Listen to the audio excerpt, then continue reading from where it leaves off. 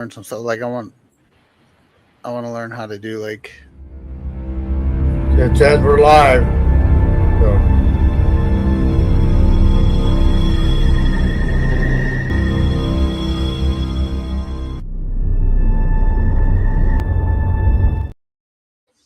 Hey guys, welcome to Right. another edition of Deep Dive Podcast. We are on episode 34. Tonight we have the Midwest Menace, Warden Joker, Roger Goose, whatever you want to call him. But we have Roger from Potter Paranormal Project with us as our guest. Thank you so much for being on. Of course, I'm glad to finally make the trip. I know this has been in the making for quite some time. Yeah, for real. For real. All right, Yeah. guys. Wednesday night. This Wednesday, we have Evidently Paranormal. Ryan is finally going to be on after many reschedules as well. He's finally going to be on 7 p.m. Central.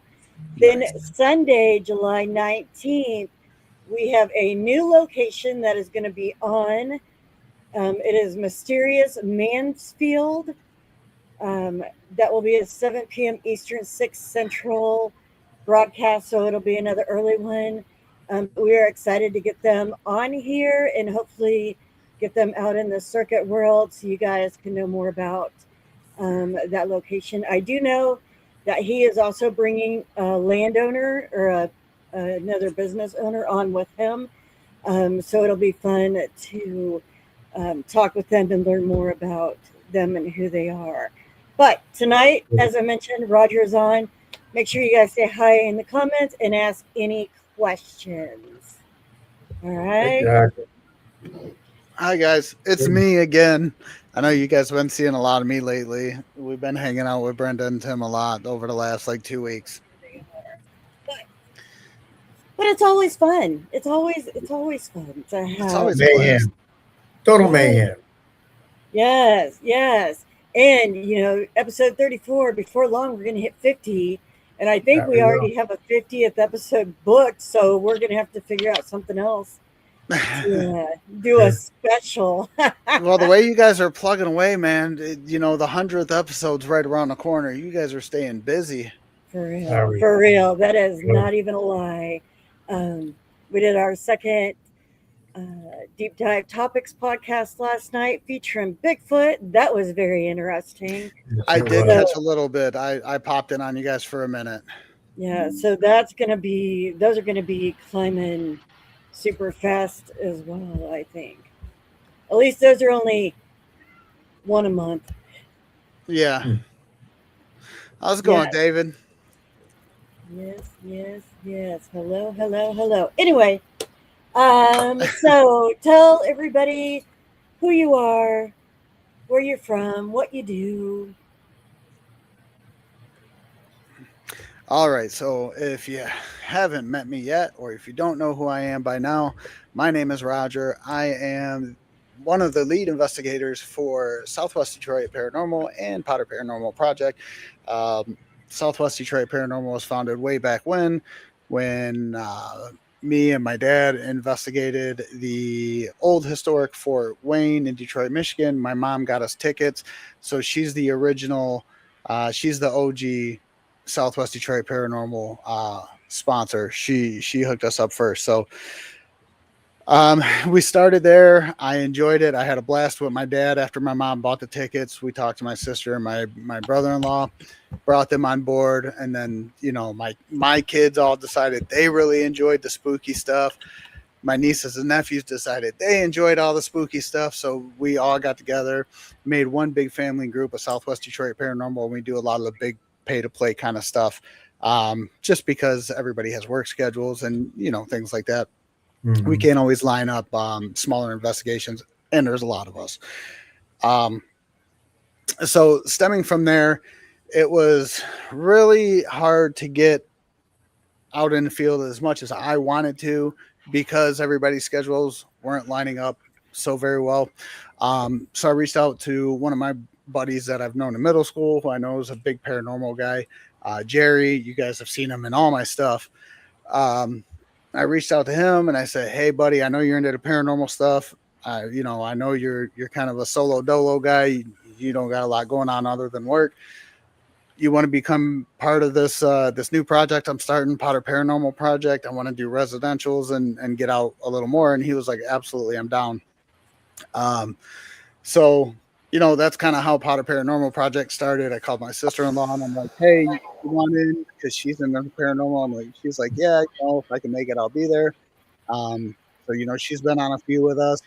And then my wife does all my tech stuff. She's the brains of everything. So that's kind of how Potter Paranormal Project got jumped off. And then I started really with the online presence. And I like to keep Southwest Detroit paranormal stuff family oriented, and that's why I ran with Potter Paranormal Project as like all my business ventures and all my persona and things like that.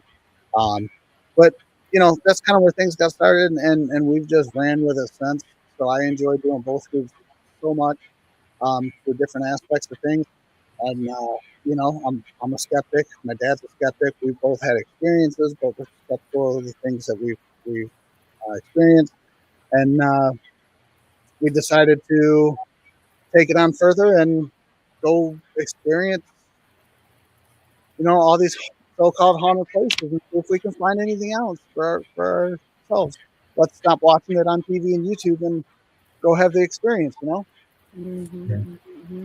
We actually had the privilege or the honor of meeting Roger last summer when we did a collab at Ashmore Estates. That was a blast. In Illinois. It was a blast. We met his dad. Miranda, is that your sister-in-law? Yep. And Jerry and your daughter. And it was a blast. We had a lot of fun. Yeah, it was a good time. To be honest with you, I've been watching a lot that's gone on with Ashmore, and I'm so sorry that they're dealing with the storm damage and things like that. Right. But I'll be honest with you, that night that we were there, I'm surprised we didn't get something like that. That storm was wicked. It was. There was a lot of electrical interference in the sky. Yes, sure. There was. For sure. Are you up for answering questions already? Hey, I'm always up for answering questions. All right. Here's your first one. Do you ever feel investigating in the winter is different than in the summer? Absolutely. Different energies, different elements bring different energies. And I'll be honest with you, it's the biggest difference between investigating in the winter and the summer is the elements, the weather. I live in Michigan, so it gets cold here. I have done investigations in the dead of winter when it's been below freezing and negative degrees, and there's a different feeling when you investigate, and it's that cold. There's a different stillness in the air. There's a crispness. So yeah, it's a different investigation when you investigate in the winter. I like it, but it's I can only do so many of them. My body just doesn't like the cold like it used to. Yeah. But yeah, definitely different. There's a different stillness, different crispness in the air. There's it's kind of hard to explain, but when you're out there and go stand outside at 2 a.m. on a February after you just got 8 inches of snow and just go stand there and listen to the world. It sounds different than 2 o'clock in the morning in the middle of July. Mm-hmm. Right. Do you think they're more active during the winter? I think energy is always active all the time. I believe in pure conscious energy. So I think we're surrounded by energy all the time. I don't know if I necessarily believe maybe the weather elements make things more active. Maybe the energy flow just makes it more apparent, or the veil thinner that we can experience it. But I honestly believe in the theory of pure consciousness. So I think we're surrounded by energy and spirits at all times. Okay. I would like to add a little bit on the winter and summer thing. So when we were at Ashmore, there was a heck of a lightning storm out there. do you think that lightning can increase activity? Do you think that energy can grow from that? Because experiencing in the past, I've been through a lot of storms and stuff. It's haunted, but do you think that electricity in the air can create more of an atmosphere for spirits to be prevalent? 100%. I definitely think, especially in that storm that we had, that storm was so wicked. The electromagnetic fields being, pulsated into the air around us, and the energy was just literally electric in that place. Right. Um, I really do think that when we have those types of positive positive electrons, or however with the chemical compound in the air, um, it does tend to stir up extra energy, not necessarily always in spirits, but just energy in general. So if we are a pure consciousness, and our consciousness is energy, why wouldn't it activate us as well? Okay. I mean, that is a great answer because a lot of people think one way or the other. I've been through a lot of storms investigating. As a matter of fact, we were just one in Nebraska and it stormed on us all night. Hail, lightning, thunder, rain, the whole 9 yards.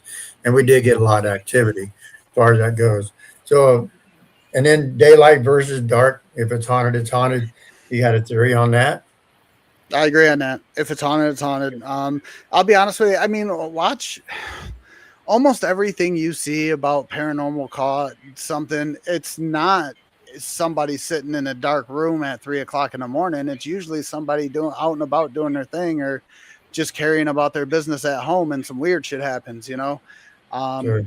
It's I think we take the extra steps as paranormal investigators just to eliminate any sound pollution or light pollution or anything Okay. like that, just to kind of debunk that area of things. But yeah, I mean, I wholeheartedly feel you can investigate just as well during the day as you can in the night. Haunted is haunted. There's spiritual energy all the time. Absolutely. So I want people to understand that that is actually a fact and not just a myth. We Right. investigate in the dark. We investigate at night because it's actually cool and it's better to catch footage and all that good stuff in it. So It's everybody asks, spooky. everybody asks why we investigate in the dark, and because it's cool. So Yeah, it's spooky. I mean, I investigate in the dark because there's less noise pollution, less light pollution. It correct. eliminates some of the things that I don't have to debunk later, which is becoming harder and harder to do because a lot of these locations that we go to are in the middle of some pretty busy areas, and you're still getting a lot of noise and light pollution coming from outside. So, um, you just try to eliminate things in the process, and I think that's why we do it so late. But it doesn't have to be done that way. It can definitely be done Sure. during the day. So Great point. Matt Paranormal is here, and so is Shared Paranormal. What's Uh, up, guys? Hey, Dave. a couple of follow-ups to that. Dave asked if with that difference investigating winter versus summer, do you use any different equipment, or do you do different approaches? Do you do it all the same? So that's a great question. So a lot of people who know me knows that I have a lot of money invested in my equipment. I have a lot of equipment, and at the end of the day, I usually walk around with my mini DVR camera, my body camera, and an EVP recorder, and I forget that most of my other equipment exists. Um, that's the equipment I rely on in the heat, the cold, all of it. Now, the weather does impact it due to battery life and things like that. Yeah. We do have to have more charging stations, yada yada yada. I Once again, I believe like there's energy all around us all the time. It doesn't necessarily have to be spiritual energy and everything. A lot of people are, I'm just gonna ruffle some feathers. I'm sorry. Almost every piece of equipment that we see in the paranormal world, REM pods, the light up strips, the motion detectors, everything that we use basically relies off of electromagnetic fields in the air. Correct. That is true. So we're essentially using the same device over and over and over in just different creative ways Mm-hmm. to make it pretty. there's Sure. electromagnetic waves in the air all the time. Our phones use them, satellites use them, electronics use them. It doesn't necessarily mean that there's a spirit present. So I don't really rely on those tools that rely on electromagnetic fields and things Okay. of that nature. I rely more on my eyes, my ears, and then things that I can audibly and physically record, look back and see something happening, something lighting up. It makes for a fun time. It's cool, but to me that doesn't prove anything. Good. So That's a very good point. That's a very equipment equipment changes a little bit per the elements, um but the main equipment that I use, the process stays the same. true. Perfect. Perfect. He says he lives in Florida, and it seems like in the wintertime they're not as active.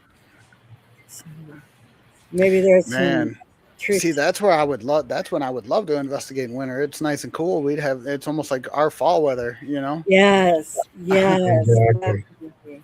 Definitely. He says, loves the information. So huge shout out to you. Oh, stupid. Hi. How about dowsing rods? Do you guys use dowsing rods? I have them. I personally don't use them. My daughter likes them. She is part of both groups that she actually just had her 18th birthday a couple months ago. She likes them. I don't. I think they're too faulty. They're way too easy to manipulate, and they move at the slightest flinch. To me, they're not trustworthy. Um, I think they're ineffective in terms of really getting any positive answers. Mine don't move at all, so I'll make it. And that's actually an interesting take because I've started using mine a lot more because of that whole interaction thing. But yeah, that's awesome. Christine made it in. Hello. Hey, Christine. Hi, Christine. It's nice to see everybody. My goodness. It is. It is. It is great to see everybody. Maybe we just need Roger on the show more often. Oh, shucks. Maybe. I'm just hanging out. So yeah, if you guys have questions, make sure you ask them in the comments because we will throw them. And they don't have to be towards Roger. They can be towards Tim or I, whatever. Sure. Or if you want all of us to answer it, just be like for all, and then put your question in. No big deal. So tell us how you came up with your nicknames, the Midwest Menace and the Warden Joker. Warden Joker I got bitten face by a dog when I was younger, so I got a scar on this side of my face here. And then, as you guys know, earlier this year, I was bit in the face by another dog on this side. So I have a nice scar here that almost makes a smile now. And I was told a few times, wow, your scars look like the Joker. So that's just how that came about. And then, I would just always kind of joke around, like, you guys know I'm the menace of the Midwest. Like, there's nobody like me out there. I'm just a menace. I say whatever I want to say. I do whatever I want to do. I'm genuinely me. It's you either love me or you hate me. I'm just gonna do what I'm gonna do. And I've been called a menace plenty of times, and I was like, man, look, I'm the menace of the Midwest. I don't know what to tell you. And then that flipped into people just starting to call me the Midwest Menace, and it kind of just stuck. So that's kind of how those came about. I was kind of donned both of them just due to the bites on my face from one, and then just being just genuinely kind of chaotic and on the other. Perfect. Tim? Oh, my turn, huh? Yeah. Awesome. I've been sitting there patiently waiting, so that's cool. So I guess talk about. I like to ask this question. I'm starting to ask this question to more people here lately. But number one, scary moments. Tell our viewers of a most scary moment or your most scary moment while investigating. Alrighty. So, this is I've never been asked this, but I actually have thought about this. Most of my jump scares or my scariest moments have been non-paranormal, and it's because something weird happened. Like when I was at Eloise and I was going through a room, there was pigeons in there, and I startled them, so they scared the hell out of me. Um, but there was one paranormal experience that I had that I still can't explain. That I had on EVP somewhere. I wish I could find it. It was when we did the USS Edson, and that was with Southwest Detroit Paranormal. And I was down in the hull of the ship where they had the locker rooms. And I don't know if you guys have ever been on a Navy warship. Hmm. They're not very, spacious, Right. especially for big fellows like me. Um, so we're essentially walking single file line down the hull of the ship in between lockers on both sides because it was a locker room. And as I was walking past one of these lockers, it sounded like somebody punched the locker next to my head. Oh, And, there was nobody that close to me, back or front. And, and I'll watch my language on here because, I like your guys' show and I don't want to see nothing bad happen to it. you're Um, okay. but one of the phrases for on my shirts, my merch came from there. What the was that?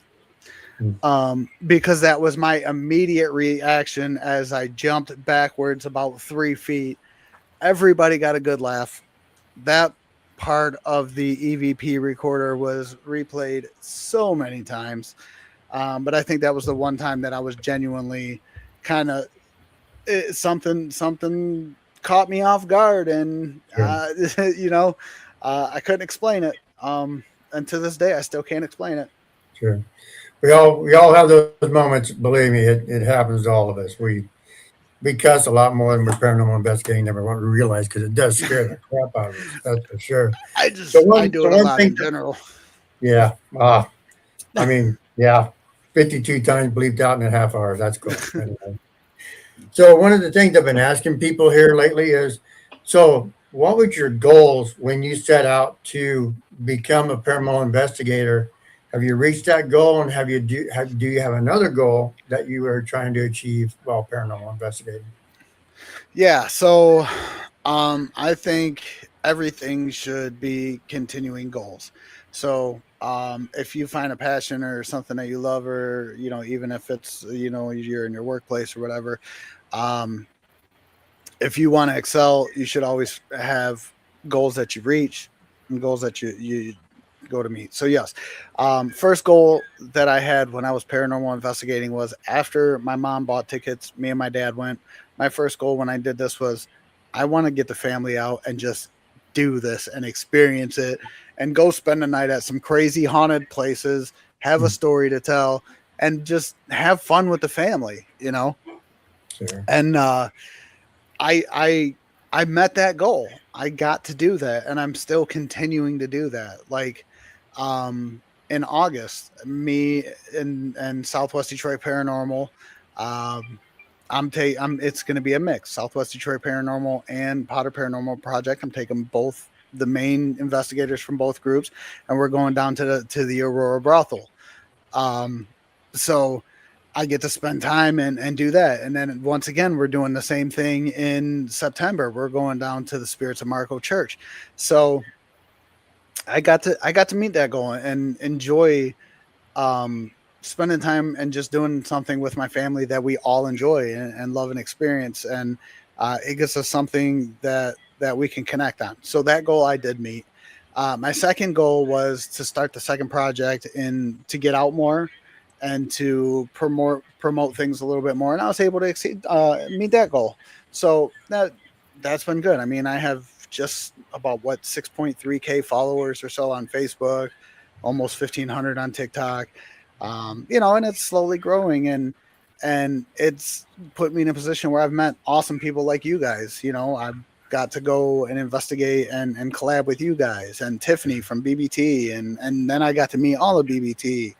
Um, and then Ghostlight Scott from Ghostlight, and just I've met some wonderful people in the field. So yes, that goal I accomplished. I accomplished another goal. I expanded myself and went beyond my own comfort zone, because I have social anxiety issues. So and I have other goals as well. Like, I really want to keep this launched into a full-time paranormal experience where residentials are reaching out to me for help. This isn't something that I'm not really looking for a profit, and that's what my merch is for. I work on that. That's what my personality is about.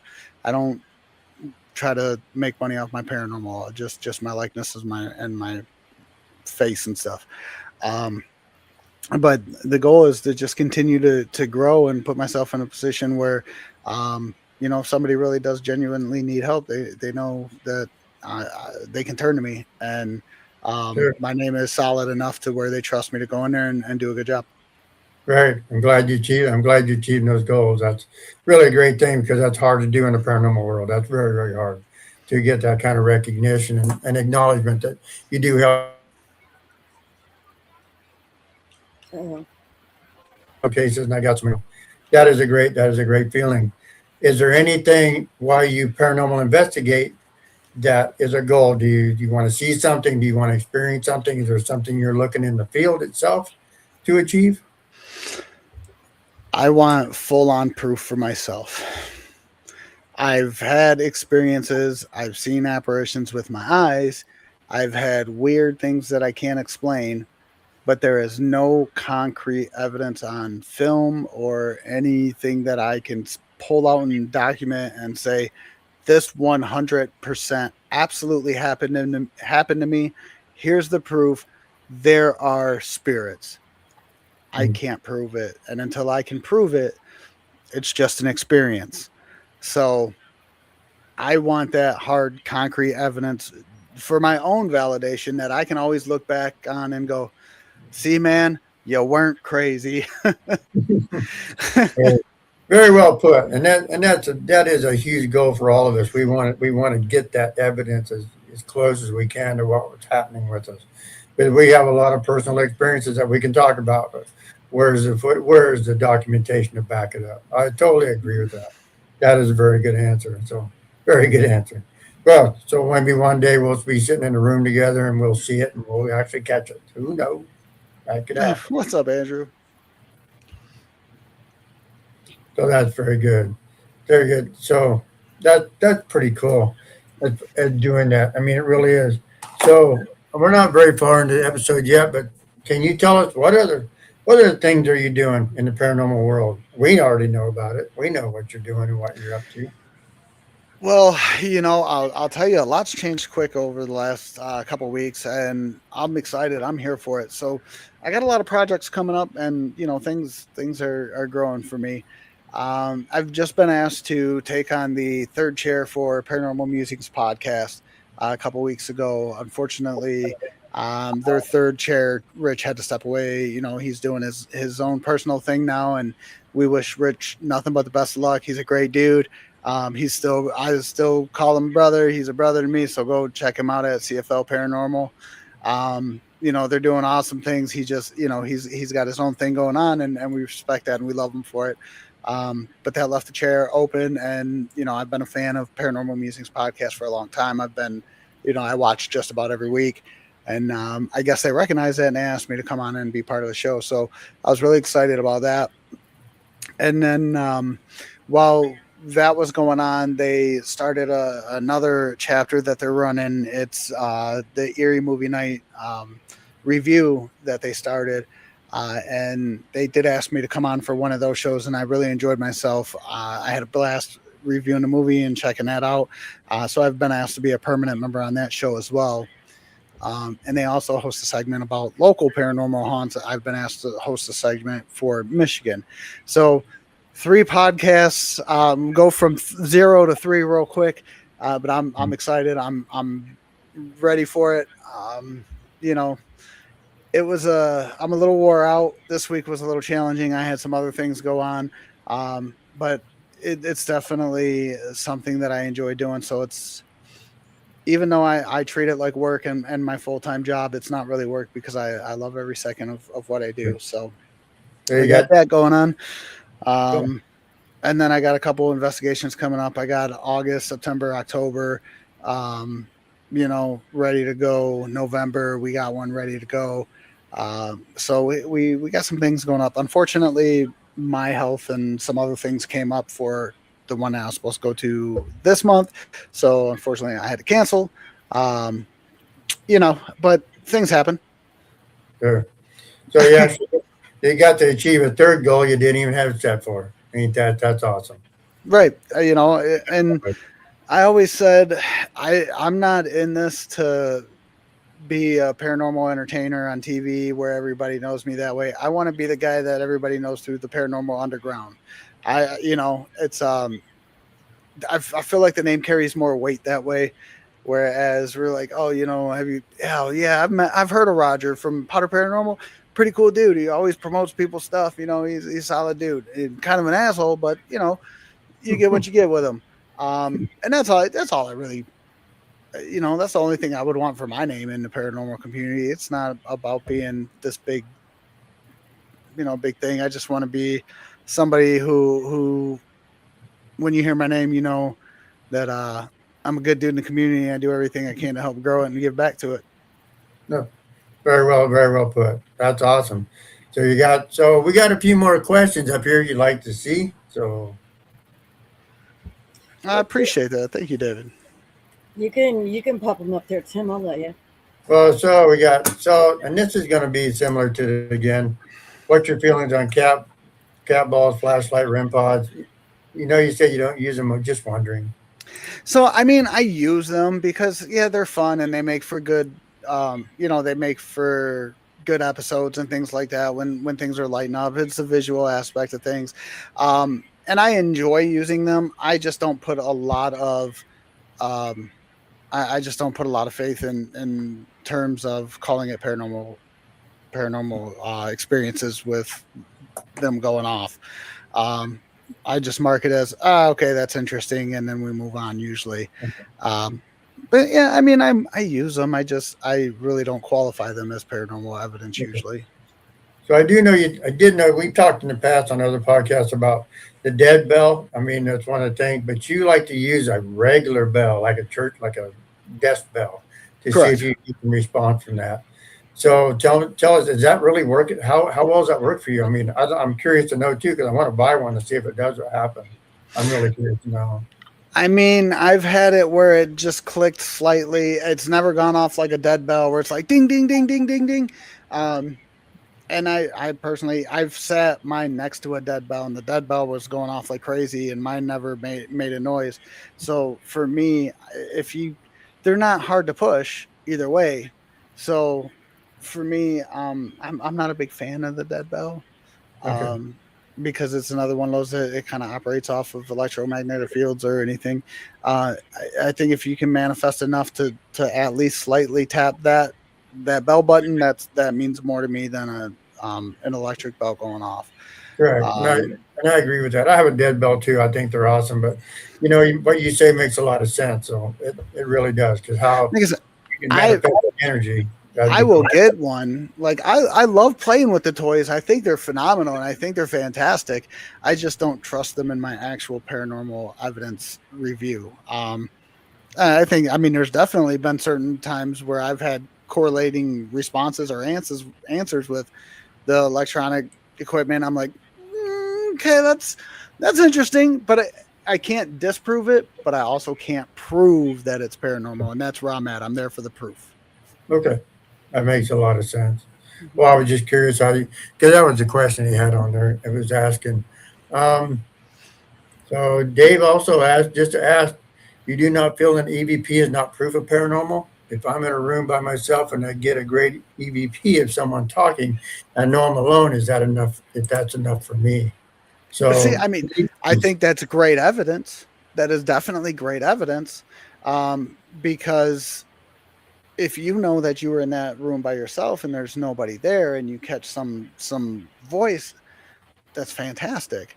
But unless I got 15 cameras around me proving that there's nobody in that room with me, there was no other outside tampering, it's great evidence, but it's not concrete proof.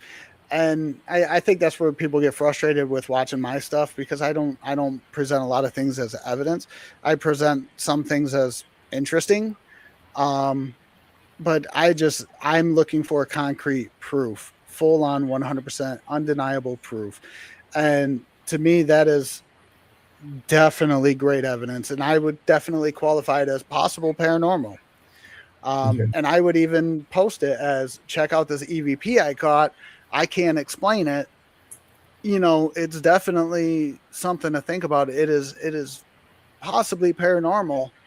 Um, Tell me what you think. you Okay. know and that's the same thing with my LOE scream. Like, that's one of my best pieces of evidence. I caught a blood curdling scream. I have no source for it, so I can't prove it was paranormal, but I can't disprove it either because I have no source for it. Gotcha. Yep. Yeah. And the personal experience makes you go, what the hell was that? Mm-hmm. Because you get that.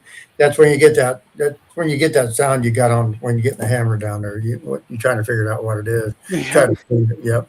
And that does happen. I've heard those screamed at Fairfield Infirmary too. I've heard the same thing. The whole building. I heard a scream through the whole building, and there wasn't one of us screaming. So, and we didn't find anybody outside. So where did it come from? Yeah, So and you can't explain it. So to me, I would say this is possible paranormal evidence. It is. I would qualify this is great evidence. This is evidence in the right direction, but it's still not full blown proof that I'm looking for. And that's why I continue to do what I'm doing. If I considered that full blown proof, then I would be done, and my evidence, my investigation would be done. I found what I'm looking for, but that's not good enough for me. I need more. well, Brenda calls me the hard debunker anyway. So I'm the same. I'm a You hard know. I'm a hard debunker. I want to know. I want proof like you do. I want evidence that that's happening. So If I hear something, or if I think I seen something, I'll spend the next 45 minutes trying to find the source of it. We did that with yeah, that window upstairs that was tapping. right, yeah, exactly. We done the same thing. We done that at the last investigation where that we heard a noise. We thought someone was walking up the stairs to us where we were at, and I'm like, "What is that noise?" And I kept going to look for it. And finally, I found wind moving plastic on the window inside. Yep. But I had to go 2 or 3 times to find this movement to debunk what the heck was that noise. Because other than that, we thought someone was coming up the stairs. That's what it sounded like. So Right. I'm the same way. I'm the same way as far as that goes.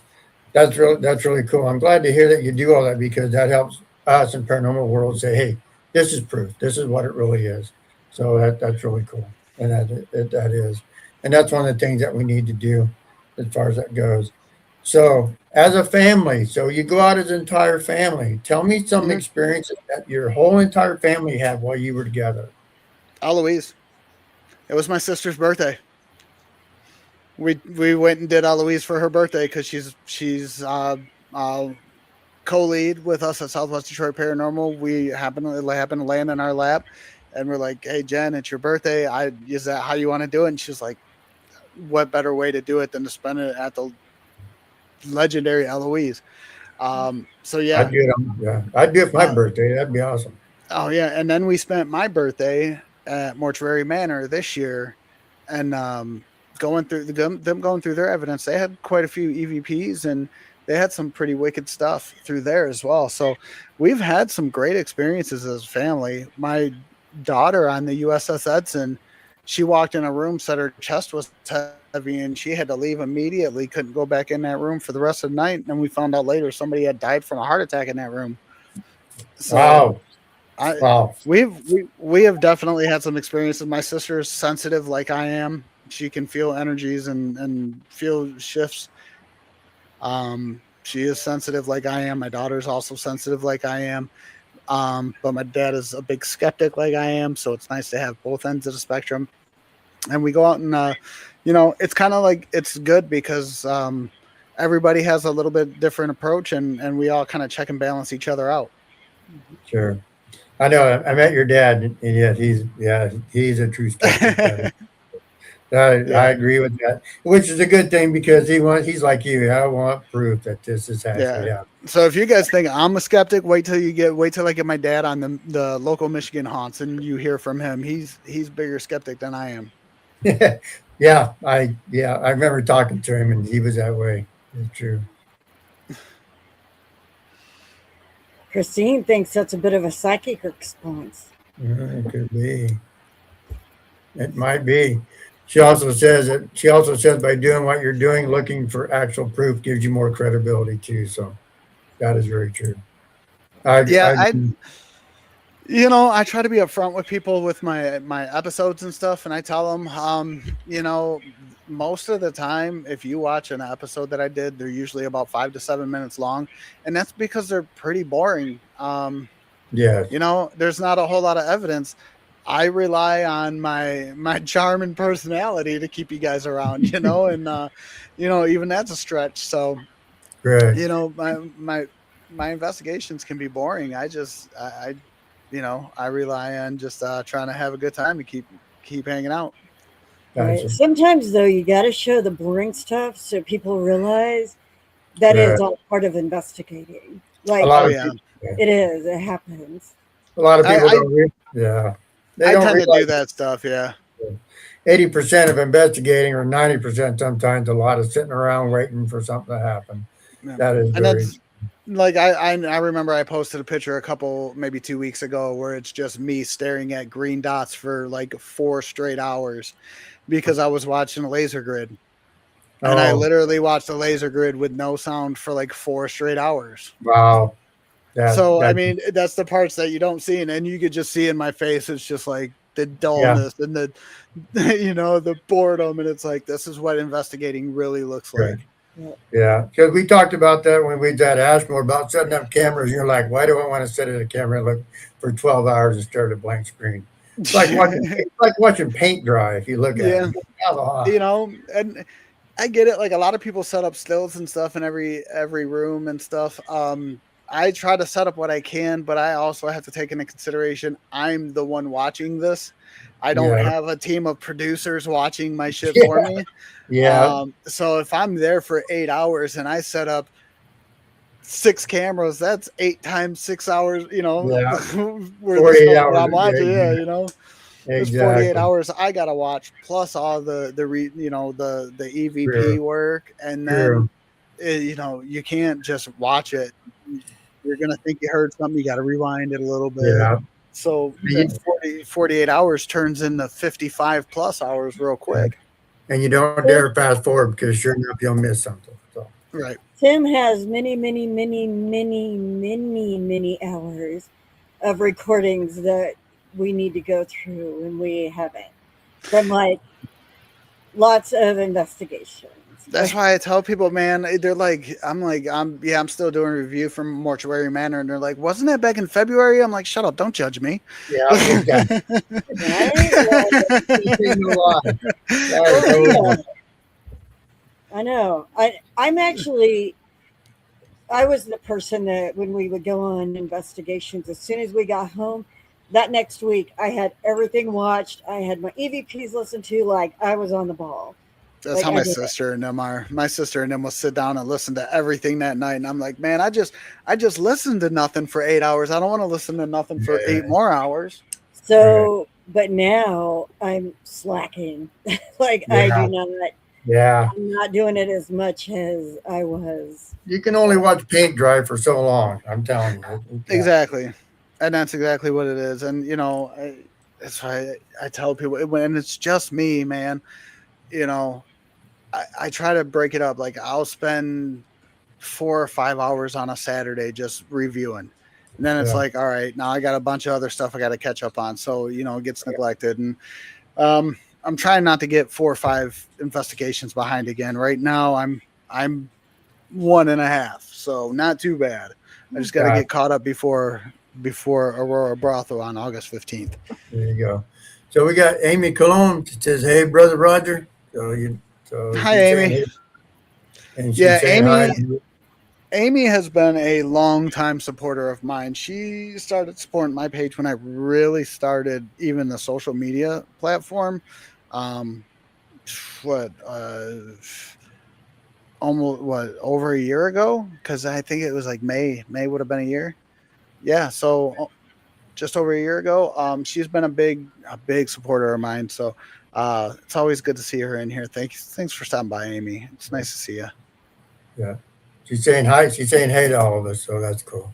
Yeah, she's a good supporter, man. She really is. She's definitely an awesome supporter of mine. So more of a, like I said, I tell these guys, you're not my followers, you're my friends. I really do start to get to know you guys over time. So So, so we need to talk with Dave here because one thing we've done in the past is I've watched someone else's videos. It helps. So, Dave, what you doing? Are you busy? I would love to do that, but usually it's me and my buddy who go, and he doesn't live near me. So it's hard to kind of swap stuff unless we're running through the cloud and stuff like that. And nobody else in my house really records or anything like that. So it's literally I'm the only one who records here. And then he lives probably, about an hour away from me or so. So Gotcha. it's hard to swap equipment. And he works a pretty grueling job that takes a lot of hours. So, Gotcha. you know. I know one thing on my security cameras, they record until they see motion.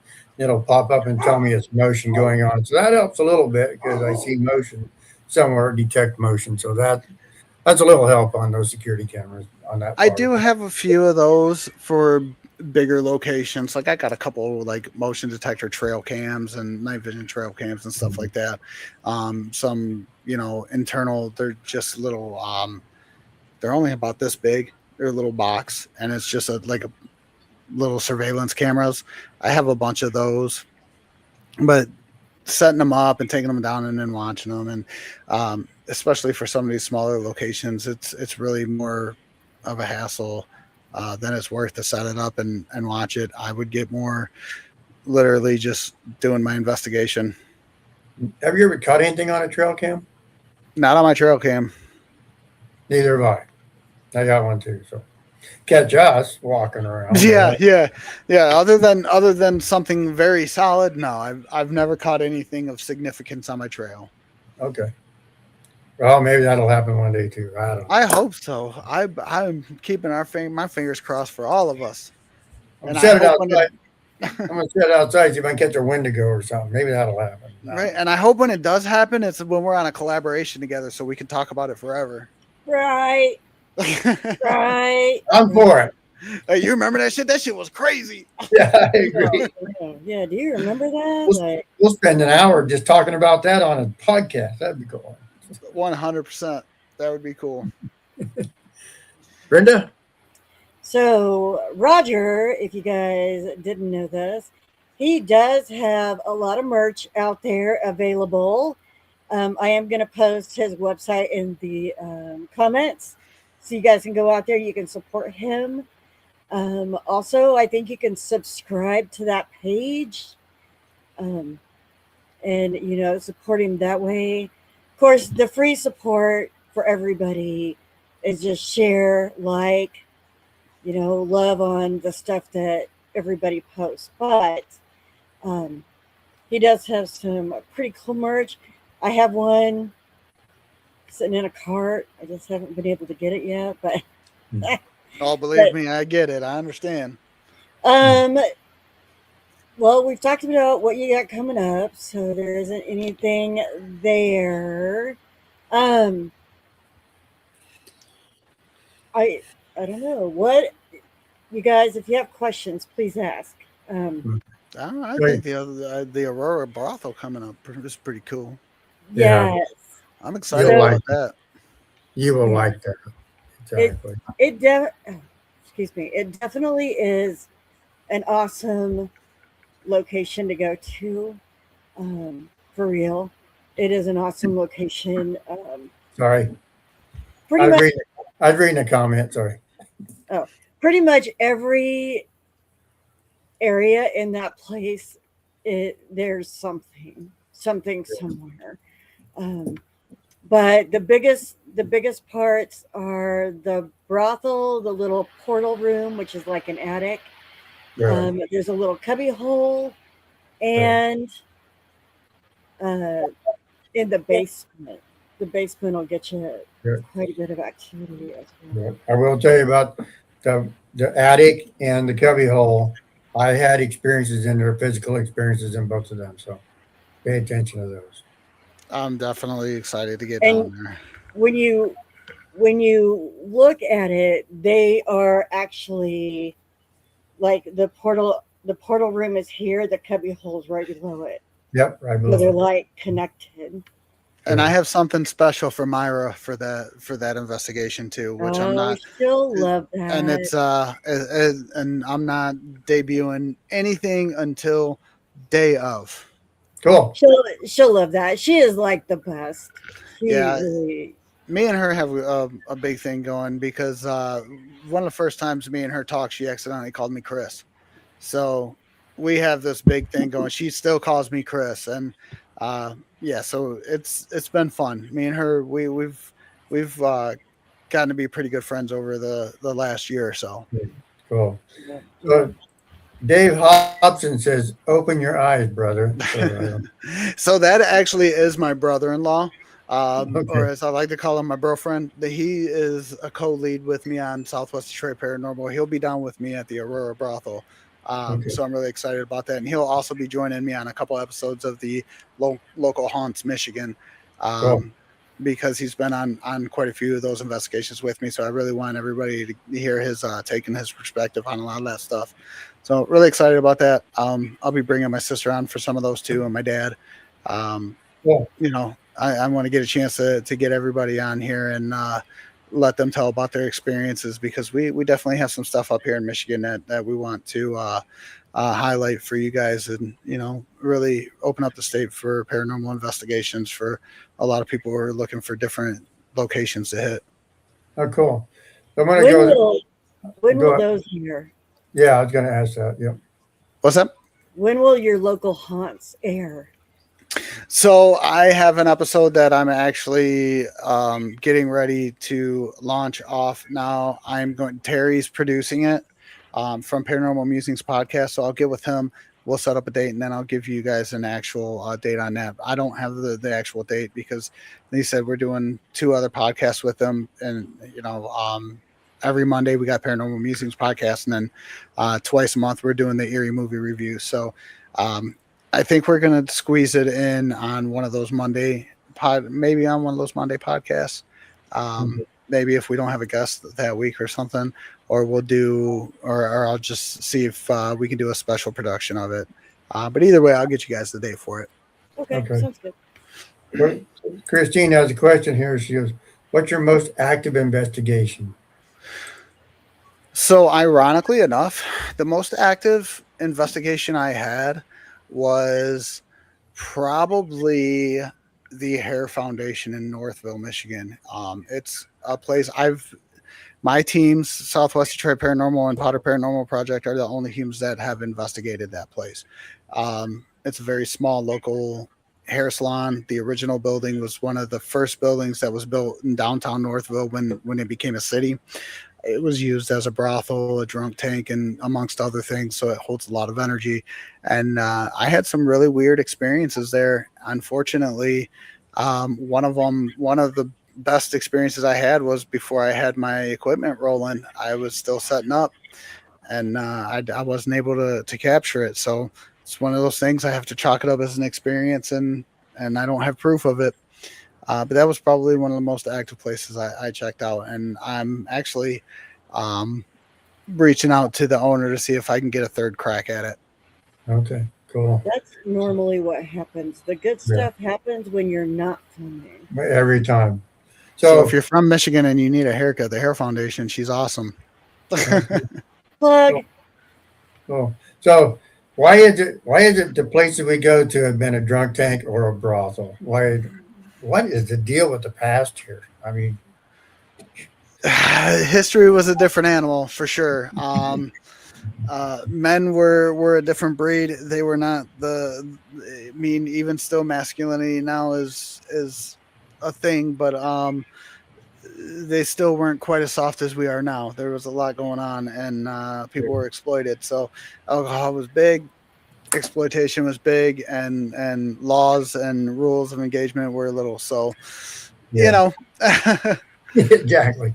But it seems like those are the active places we keep finding. I interrupt yeah, that. yep, So, a lot of energy. yeah, it's very true. I'm not going to argue that point. Yeah. We got some footage of that. That's pretty cool too. If you watch our live, so anyway, in the Mhm. Royal Brothel, you get to see that. That's pretty cool. I'm excited to get down there. Yeah, yeah, the Estes methods, we did those live from the brothel side. That was crazy. I hardly got anything, and Misty was getting all the Oh man, paranormal porn at his yes, level. he was. Yeah, Myra said the ghosts like to get a little frisky from time to time too. They do. That's true. That's true. So she might have something special for you when you get there too. You She never know. might. She might. She might. No. You guys, we have a few minutes left. If you have any last questions, please ask. Is there anything else that is happening for you or you want to talk about that we haven't hit on this podcast? So I think I've pretty much touched on just about everything going on and coming up. We got the Paranormal Musings podcast that airs on Mondays at 8 o'clock Eastern. So make sure you guys check that out. That's tomorrow. We got one on tomorrow. We'll be bringing on a new group, Unveiled West First PS. So they're an upcoming group. We're real excited to get them out there. So make sure you guys check that out. And if you can, go over there, check them out, give them a quick follow and see what they're about. And then the next two investigations I got coming up for August and September are with Southwest Detroit Paranormal and Potter Paranormal. Potter Paranormal, it's a collab, and I'm really excited to just investigate with those guys and be back with my family for a little while because that's where everything started, and I really just cherish those moments. I don't get them all the time because everybody's schedule. So really excited to get back-to-back months with them guys. Cool. So that's going to be a good time. And then I'm supposed to be down in Savannah, Georgia in October, and then back in Ohio at the Broadwell Manor with ET Paranormal. And that's in November. So I do have quite a bit coming up for this year. I am still looking to schedule residentials for anybody who may have some issues going on. I have had a couple people reach out to me. I've talked to another group, a local group here in Michigan, Michighost. I've been reaching out with them, and we've been talking about getting together on a couple things as well. So I'm looking to maybe get something squeezed in there before the August investigation. It's just I got a lot going on. I'm trying to stay busy, and I'm trying to make it even busier. So Cool. that's about where it's at right now. Cool. So I got one more question here from Christine, and I think she's just talking about spirits, period. But she's wanting to know, do you think they target certain people? And I think she's just talking about spirits themselves. Yeah, I think I gather what she's saying, and this goes back to a little bit earlier point that we were talking about at the beginning of the podcast. I don't know if it's necessarily that they target certain people, whereas certain people are just more open to the experiences and thinning the veil of the experience. Once again, I believe that energy is around us all the time. It's just a matter of what we can perceive in our own right. And I think that's why kids are so perceptive to spirits. Right. I think before they're taught to unlearn the imaginary things that they can see on another perception and another spectrum that we can't. I don't necessarily think it's imaginary. I think it's another spectrum that we just don't have access to because we essentially forget as we grow.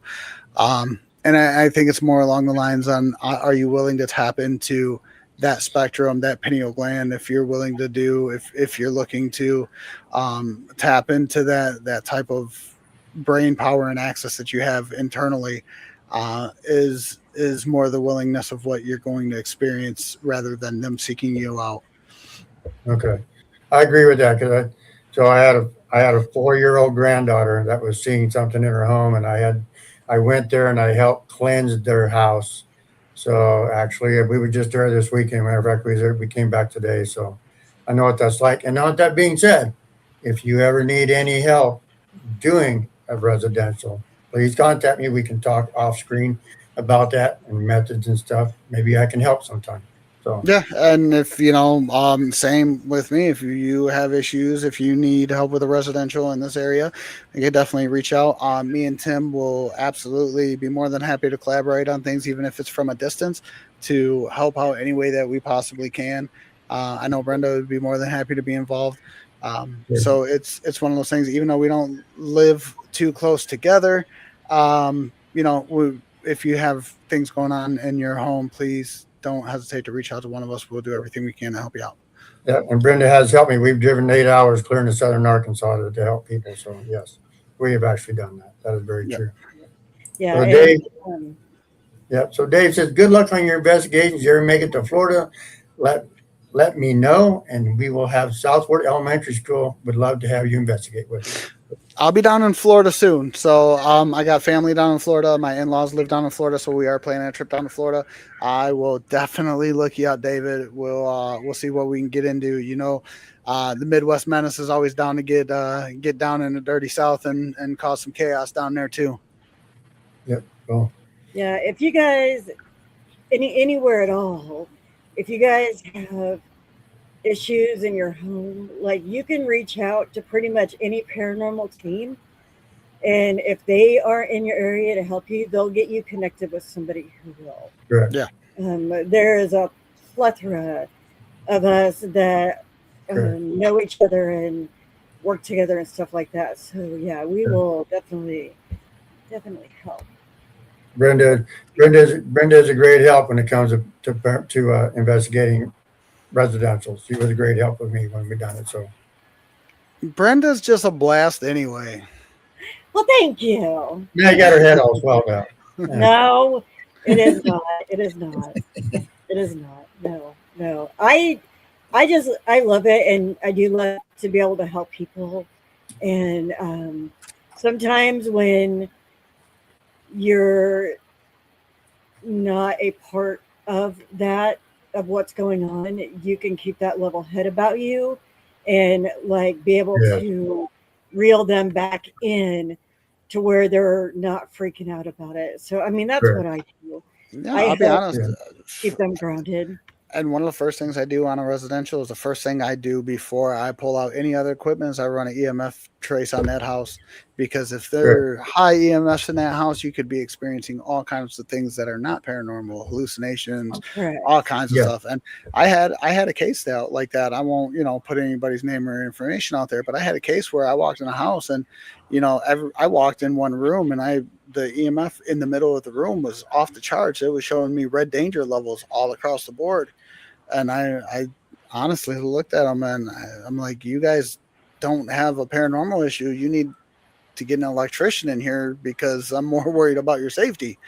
But, and those are the things that we come in and do. And we try to rule out those other things too. So it's not, that's what I do anyway. I come in and try to rule out the things that we can rule out and try to put you at ease. Now, if there are paranormal things, then there are paranormal things, and we'll cross that bridge and discuss it. But if I can debunk 99% of it, I'm going to let you know what I find. Exactly. Very good point. Very good point. Yep. And that's definitely how we. It needs to be viewed from all over the place. Like, if there isn't anything going on, that they would at least have enough respect for us, being the experts experts in our field, to respect what we have to say and like that. So yeah, correct. Because you're there to help. You're there to help people. That's your purpose. So yeah, and my reputation is what I put everything on it. I stake my name on my reputation. So if I'm going out there to do a service for you or to help you out in any kind of way, I'm giving you everything that I got, and I'm going to look at everything from every option and every angle. So absolutely, exactly. Just Well, call us before you move out of your house, please. yeah, don't move. Don't move. Call, yeah. Well, it has been a pleasure having you on this show tonight. We finally got this one knocked out of the ballpark. Yeah. Again, catch him on Mondays on the Paranormal Musings podcast with Terry and Cordell, or Cordy B, the man with Cordy the red, B.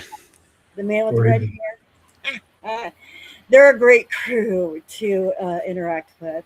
And we will be back Wednesday, July 15th with Ryan and Evidently Paranormal. Yep. So That's going to be a good show. it is. Y'all have a great week, and we will catch you soon. Good to see you, Roger. It was a blast. Thanks, guys. It was good to see you.